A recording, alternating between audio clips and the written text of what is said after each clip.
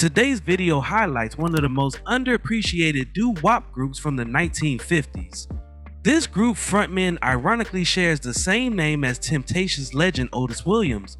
The centerpiece of today's video is all about Otis Williams and the Charms. Before we start, let's be sure to leave a like on the video, subscribe to the channel, and push the notification bell to be sure you won't miss on any more uploads. Now without further ado, let's cue that intro.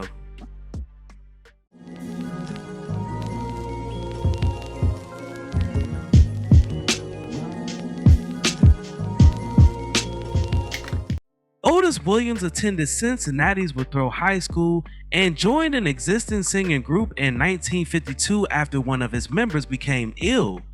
The other founding members included Bob Smith, who was subsequently replaced by Donald Peake, Roland Bradley, Joe Penn, and Rich Parker.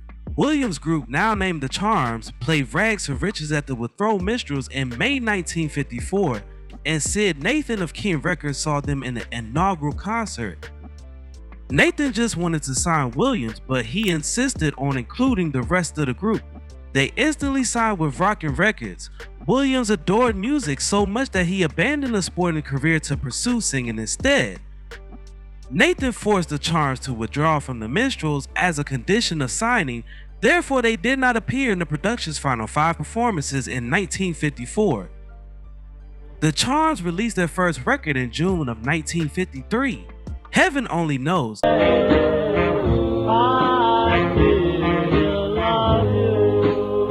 This single was not a hit, and after a couple more releases they moved to another label.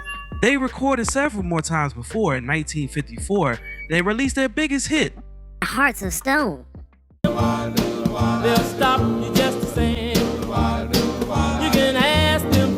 This song reached number 1 on the R&B charts for 9 weeks. It also sold over 1 million copies, the first under their belt to do so.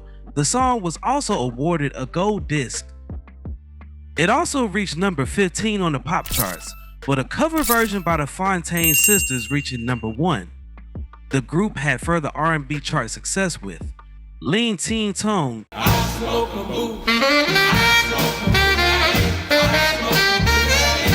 and Two Hearts. Baby is my desire. I know that you can set this world apart. The group toured with the Clovers, Big Joe Turner, and others.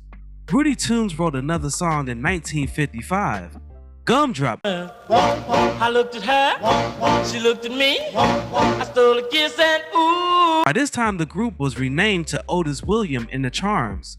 The group song Gumdrop was widely popular and recorded by the Crew Cuts. Later presses of this song, most likely from late 1955, identified the performance as Otis Williams and his new group. This shift occurred when, in late 1955, Stone convinced the remaining members of the group that they could flourish without Williams, and they departed to join Henry Stone's new label. Following a legal struggle, Williams continued recording for Deluxe under the name Otis Williams and his Charms, and scored another great hit with Ivory Tower in 1956. From your ivory tower, let love come. Williams continued to record for Deluxe in the late 1950s, but with less success. He also co-produced and arranged Hank Ballard's original version of The Twist, and helped arrange Little Willie John's song Fever. Peake, Bradley, Penn, and Parker recorded as the Charms. The group recorded their final records in 1956. These records, however, were reissues of previous albums featuring Otis Williams. The group made no further records. Williams enlisted in the Army in 1960 and made occasional recordings during his military time. This also signaled the end of his Charms. His military duties was complete in 1962 and went solo a year before retiring in 1963. He returned in 1965 to record soul music for OK Records. He took a further break becoming a barber and later relocated to Nashville, Tennessee, where he met Stop Rick Head's producer Pete Drake, who produced some records with his old backing group. Pete Drake then bet Williams that he couldn't make a country album that sells, causing them to release Otis Williams and the Midnight Cowboys in 1971, claiming a fictitious all-black country band that was really some Nashville musicians, including Elvis Presley's guitarist Scotty. In the 1990s, Williams returned to group harmony singing, touring the world with the New Charms group and being recognized in the United Group Harmony Association Hall of Fame in 2001. On September 24th, 2018, Richard Parker sadly passed away. Now, before we go, I have a question for you all. What is your favorite song from Otis Williams and the Charms?